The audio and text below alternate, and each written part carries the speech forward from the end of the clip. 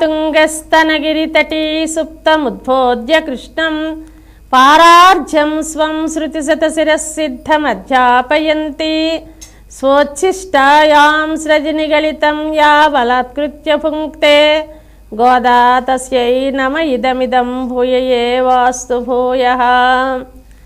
నిన్నటి పాశురంలో మనోభిరాముడు రాముణ్ణి కీర్తించారు కదా గోపికలు. ఊళ్ళో పెద్ద తగు అయిపోయింది. ఇదేం అన్యాయమర్రా, మన ఊళ్ళో కృష్ణుడు పుట్టిన ఊళ్ళో అల్లరివాడు అయితే అయ్యాడు, చిలిపితనం చేస్తే చేశాడు, మనవాడిని మనం కీర్తించుకోవాలి కానీ మరొక యుగంలో ఉన్న దైవాన్ని మనం కీర్తించడం ఏమిటి అంటారు కొందరు.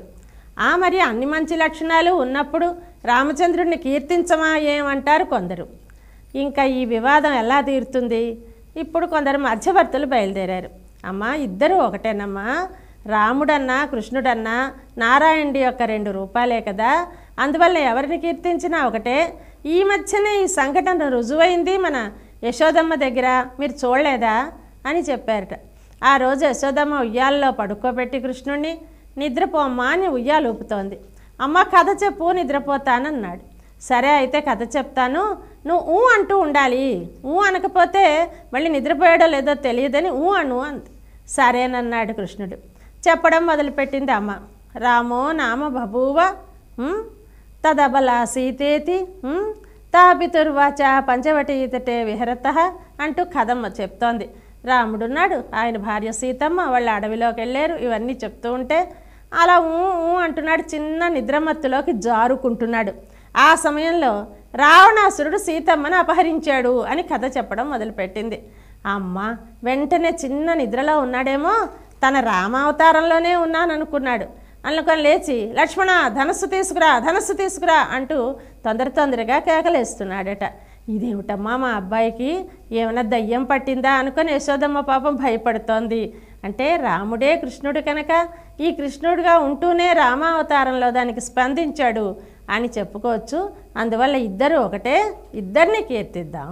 సరే అయితే అయినా ఈ కాలంలో ఉన్నవాడు కృష్ణుడు కనుక ముందుగా కృష్ణుడి లీలలు చెప్దాం, తర్వాత రాముడి లీలలు చేద్దామని రాజీకి వచ్చారు. ఇప్పుడు ఈ బయటనున్న గోపికలు లోపలున్న గోపికనికి లేపడానికి రామ కృష్ణ అవతారాల్లో విషయాల్ని కృష్ణ రామగా ఆ వరుసలో చెప్తున్నారు. పుళ్ళిన్ వాయ్ కీండానై పుళ్ళారక్కనై కిళ్ళెక్కిళెందానై కీర్తిమై పాడిపోయ్ பிள்ளைகளெல்லாரும் பாவைக்களம் புக்கார் வெள்ளியெழுந்து வியாழமுறங்கித்து பள்ளிக்கிடத்தியோ பாவாய் நீ நன்னாளால் కళ్ళం తవిరిందు కలందేలోరెంబావాయ్. మొట్టమొదటగా బకాసుర సంహారాన్ని చెప్తున్నారు. శ్రీకృష్ణుడు చేసిన చేష్ట.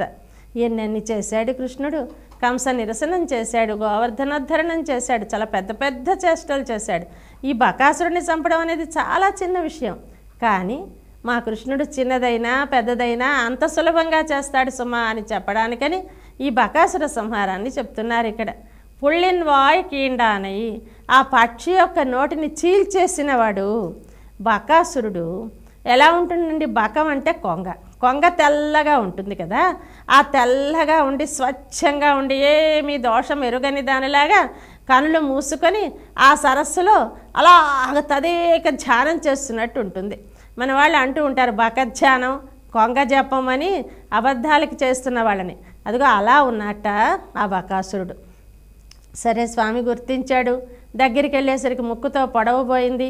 ముక్కు పట్టుకు 2గా చీల్చి పారేశాడు కదా. అయితే ఇక్కడ బకాసురుడు చనిపోయిన తర్వాత ఆయనలో ఉన్న ఒక తేజస్సు స్వామిలో చేరిపోయింది. ఎందువలన అంటే ఇదిగో చూడండి, ఇది దంభం. దంభం అంటే బయటకి ఉన్నట్టుగా నటిస్తూ లోపల లేని మంచితనం. అది మిథ్యాచారుడు అంటాడు భగవద్గీతలో కృష్ణుడు. బయటకు ఒకలాగా లోపల ఒకలాగా ఉంటాయి. అలాంటి వాడు మన బకాసురుడు. అయితే దంభమైనా సరే భగవద్విషేకంగా సాగినప్పుడు అది మనకి మేలే చేస్తుంది. అనుకరించండి, పర్వాలేదు.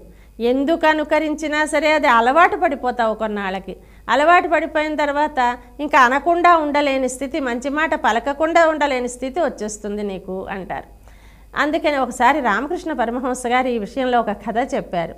ఒక దొంగవాడు ఒకరింట్లో దొంగతనం చేయదామని వాళ్ళ పెరట్లోకి ప్రవేశించాడట.